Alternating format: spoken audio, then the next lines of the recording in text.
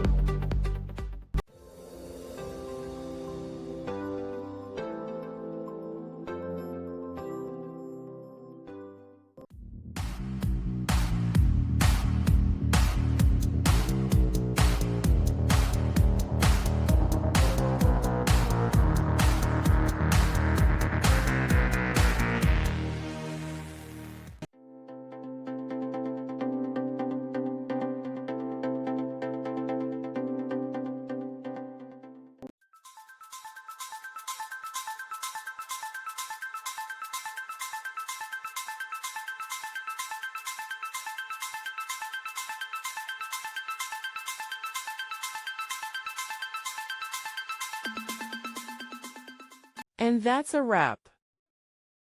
I hope you found the answer you were looking for. If you did, take a second to hit that subscribe button. It really helps out. And let me know in the comments which solution worked best for you. See you next time in the debug zone.